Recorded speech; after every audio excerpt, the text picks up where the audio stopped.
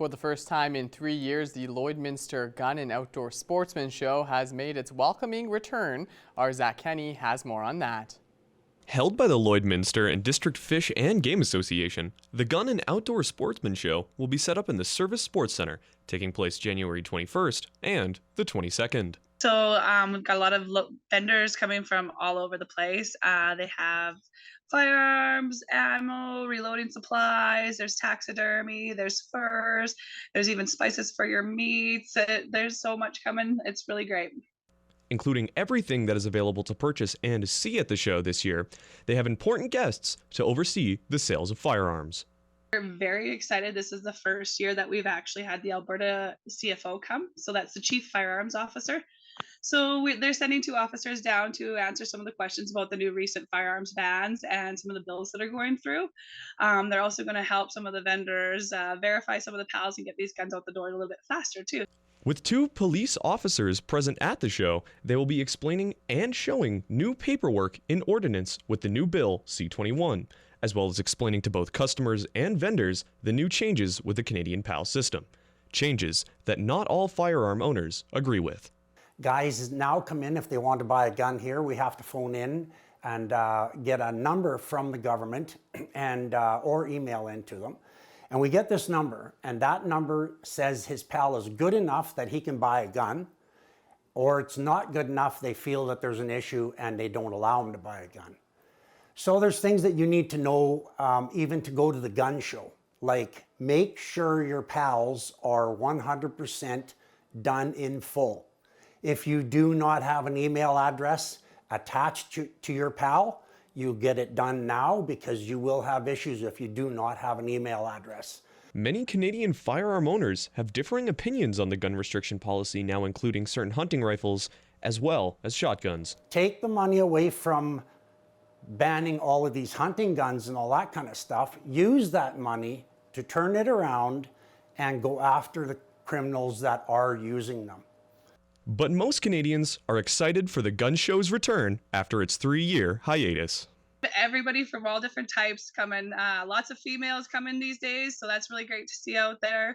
We got lots of young guys, lots of old guys for sure. There's a lot of avid shooters out there, so pretty much everybody.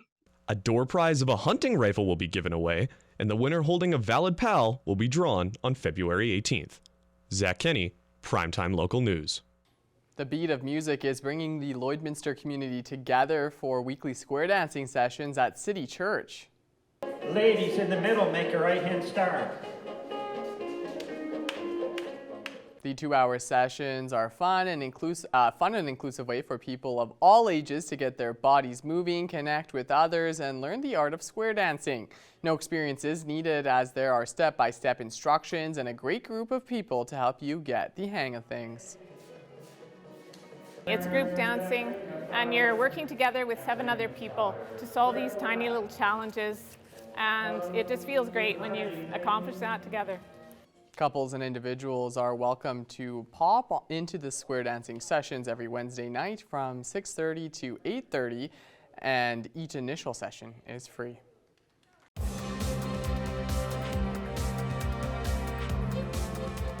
Turning things over to hockey, the Lloydminster U18 Steelers are back in town this weekend for 2-game homestand.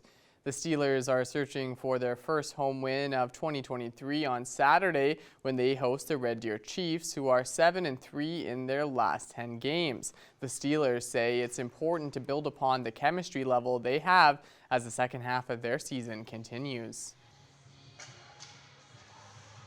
It's just the simple things, like if you don't trust the person on your line, then you're going to be cautious on getting scored on if they don't have you covered or they're not supporting you, and then kind of having that positive reinforcements if you make a mistake on the ice.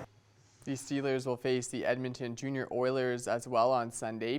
Puck drop is set for 4:30 for Saturday's match, while Sunday's match will be at 12:45 p.m. at the Service Sports Center. Let's check in once again with Shelby Clark for another look at weather.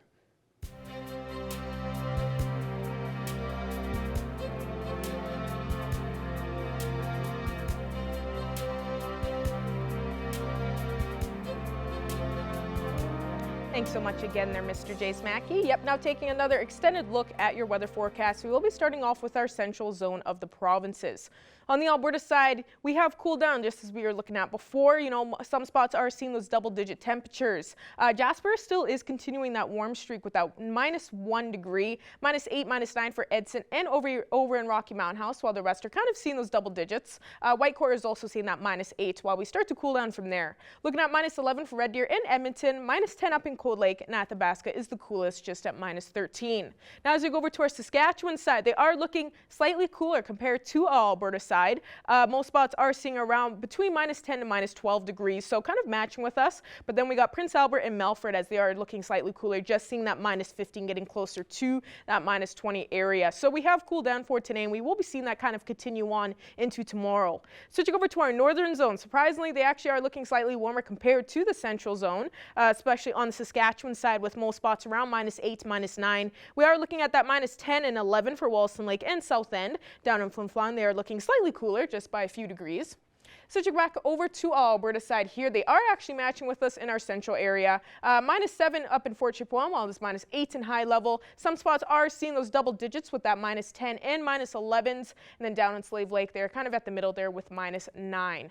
Now as we go over to our southern zone, they have warmed it up back again. You know, they were kind of beating us earlier on in the week. They started to cool down yesterday as they were seeing more minus areas. Now they are, for most areas, seeing, you know, those plus temperatures. Lethbridge especially just at 5 degrees. Calgary just at that 2 mark and seeing that 0 in Medicine Hat. While we got Banff, you know, kind of matching there with Jasper, of course, with around -1. So definitely looking a lot warmer over on our Alberta side in our southern zone. Then over in Coronation, they are continuing that cold streak, seeing around -14. Switching back over to our Saskatchewan side in our southern area, they are looking kind of a different drastic change in temperatures over on this side. Swift Current to Moose Jaw at those single digits with -6, and then we start to cool down in the rest of the spots here with those double digits. Regina at -10, while it is -14 in most spots, and up in Kinnersley just at -12. Now as we go into our overnight temperatures here in our surrounding areas, we are going to be seeing still some nice evening low temperatures, I would say. You know, we are used to a lot worse than this, and we are getting, you know, pretty spoiled with these evening lows throughout the week. A low -13 that Paradise Hill will be expecting. Meadow Lake and Isla Cross will be kind of expecting the warmest, a low -11 to -12.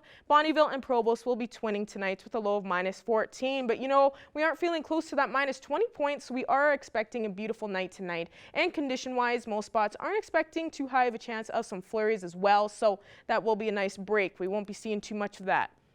Looking at our hourly forecast for tomorrow for our Friday in the border city, we will be kind of seeing these conditions continue on, starting off right in the morning there with around 8 a.m. -14, and that will continue through the mid-afternoon as we see that -14 just kind of, you know, still sit at that point throughout the day. And then we will actually surprisingly be warming up later on in the evening as we get to that -13, -12 expected around 10 p.m., 11 p.m. as we go through the night, because we are expecting also to be warming up for our Saturday. So for tomorrow, just be prepared. It probably will be another gloomy day.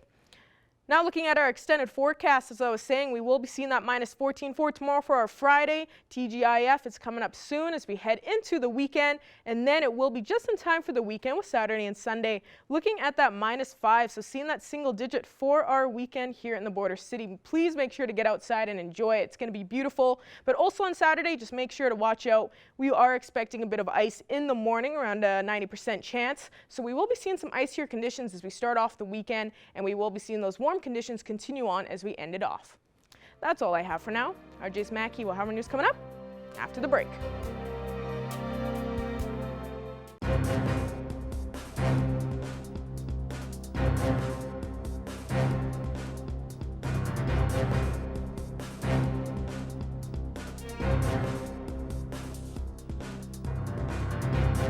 I'm happy to be joined today with Thomas Tangowitz, who is an investment advisor with Synergy Credit Union. And Thomas, we have an exciting subject to talk about today, heading into tax season, talking about investments and savings. Thank you for joining me today. Yeah, thanks for having me again. Well, Thomas, let's talk about RRSPs. I know this is a common thing. A lot of people have them, but I'll get you to explain just off the top here, what is an RRSP? Yeah, so what an RRSP is, it stands for Registered Retirement Savings Plan. And it's basically, as the name suggests, a vehicle for people to save for their retirement. And so the way it works is you contribute into your RRSP, and as a result of that, you get a tax deduction, which hopefully helps to lower the amount of taxes that you need to pay. Uh, Hopefully getting you a tax refund, but at least at the very least, reducing the amount of taxes that are owed to the government. And within that RRSP, you pick and choose from a variety of different investments. So you can either have it just as a savings, like a high interest savings plan. You can have it as a term deposit or a GIC. Or you can have mutual funds, or you can even have individual stocks. And then within that RRSP, your savings will grow tax sheltered over time. And then when it comes time to retire, you withdraw the money from your RRSP. It's 100% taxable in the year that you retire it as income. So the idea behind it is in your working years, hopefully you're in a higher tax bracket, and in your retirement years, you're in a lower tax bracket so that you're paying less tax when it comes out than it saved you in the beginning. So if you're in a position now where you don't have an RRSP, but you'd like to get one, how do you start that process? Yeah, the easiest way is just to go to your financial institution, hopefully Synergy Credit Union, but if not, whoever you're dealing with, and they'll be able to help you get started. And are they only for retirement? Is that the only thing RRSPs are used for? The vast majority of people just use them for retirement savings, but they can be used for other things. So if you're deciding to go back to school, some post-secondary education, you can use it to fund that.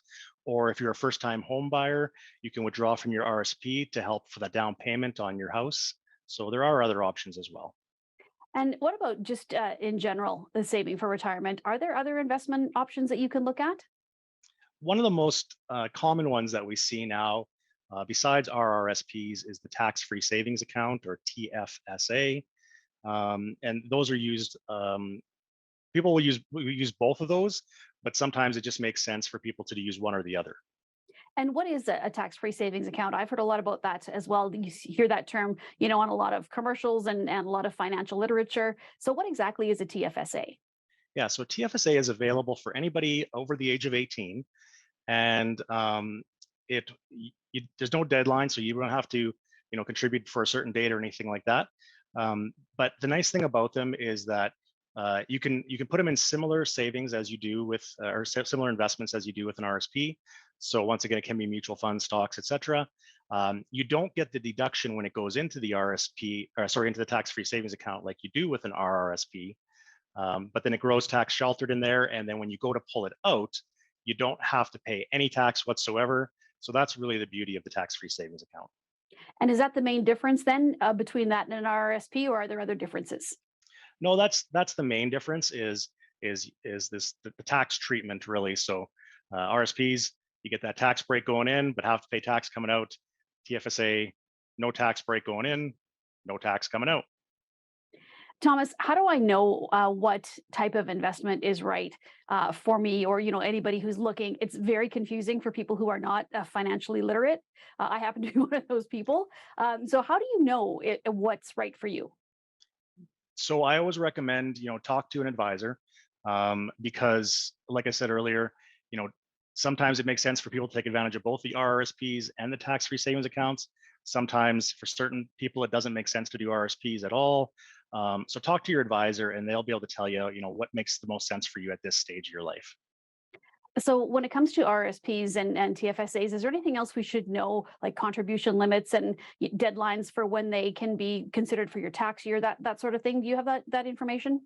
Yeah, so we are we're getting closer and closer to the tax deadline to contribute, which is March 1st. So you have to contribute into your RSP by March 1st if you want to take advantage of that tax deduction for the 2022 tax year. As I said earlier, there's no deadline for the TFSAs. They have increased the contribution limit for this year, so it is now $6,500. As long as you're over the age of 18, you can take advantage of that. And if you haven't taken advantage of a tax-free savings account yet, and you were over the age of 18 when the program started on January 1st, 2009, you would have a cumulative total of $88,000 of contribution room that you can take advantage of. So what if you are a little bit late starting at contributing to this? Like if you're in, your 30s or excuse me, into your 40s, is it too late to start contributing?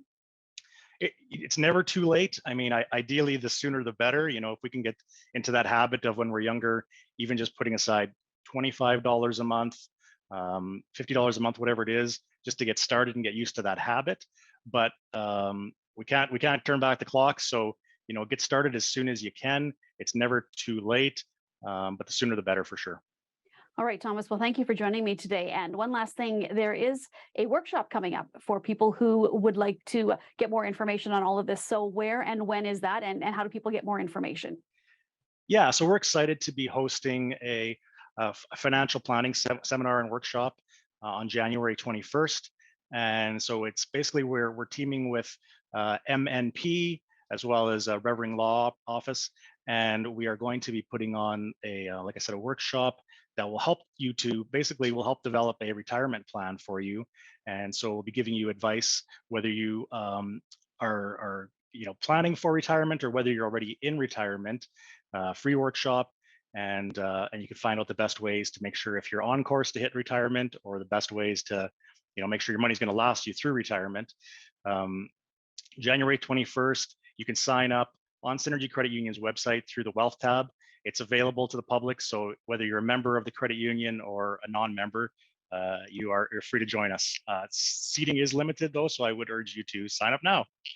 All right, Thomas. Well, thank you so much for joining me today. I really appreciate it. Thanks, Stacey. Take care. Furniture set and design supplied by Furniture Gallery and Furniture House, downtown Lloydminster. I'm happy to be joined with Christina Lamb, and today we're going to be talking about something that's been a trend for a while now: hot chocolate bombs, a fun and delicious way to make hot chocolate. Christina has been selling them, with some of the proceeds going towards vet bills for rescue animals. So thank you so much for joining me today. Yes, for sure. Can we start with how you decided to start selling the hot chocolate bombs and donating some of the money to vet bills? The hot chocolate bombs, I saw them posted about 4 years ago, and I thought, oh, I'm going to make some of these for my family for Christmas. And then I started making them. I sold them to a few friends, and all of a sudden I was selling a lot of them. As far as the rescue goes, I've been donating and helping out as much as I can for the last numerous years with either a donation to Weir Vets or food for the isolation unit. And I like what they do. And I think it's so important. Like they help so many dogs, and bring them in and, obviously get all the vet care they need. Thousands of dollars a month for vet care, and they need all the help they can get. Yes, that actually goes into my next question: the importance of being able to donate to these rescues. Well, yeah, and without people donating, they're nonprofit. So without people donating, they can't do what they do. And they take these dogs in, they get them healthy, and they turn them around and they adopt them out. And they adopt them out with the fact that you have to get they spay and neuter everything. Every dog, that they either get it spayed or neutered before it leaves the rescue to be adopted, or if it's a pup, you have to agree to get that dog spayed or neutered in 6 months of age or so, at the rescue's cost. So I really like what they stand for. And I mean, the dogs that they bring in, they bring in hundreds and hundreds and hundreds of dogs, and every situation that these dogs have come out of. And they try not to turn anybody down or any dog down, but yeah, it's a good cause, and not just for babies, forever homes, but there's numerous rescues in the area. I donate to fur babies because that's local to Lloyd. That sounds awesome. And like you said, it's so important to donate to these nonprofits, and vet bills can be so expensive.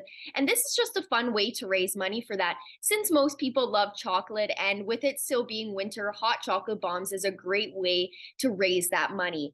How can people purchase the hot chocolate bombs? I'm mostly doing it through Facebook. So I have I'm sure a lot of people have seen my posts. They're all over the for sale posts on Facebook. Also the What's Happening in Lloydminsters. Fur Babies Forever Homes has their own Facebook page. And I also post on there, and as do a few other people that are also selling things or and donating to fur babies also. All the posts are on there. And yeah, it's just, like I said, it's all over Facebook. So. And how much do they cost, and what portion of the proceeds is going towards the vet bills? They're 3 for $10, and 50 cents from each one goes to the vet bills. That's awesome. Is there a set time you're going to be selling these for, or will you keep selling if people want to buy them? I'm just going to keep selling if people want to buy them. And I have a lot of people that buy regularly. A lot of people that buy like 3-4 times a season. And I've just told them if they run out and they want more, just let me know. If they don't see my posts, then I'll make them up. I've always got the stuff here, so it's not an issue. That sounds great. Thank you so much for joining me today to talk about this fun and great cause you've started. So thank you. For sure. Thank you.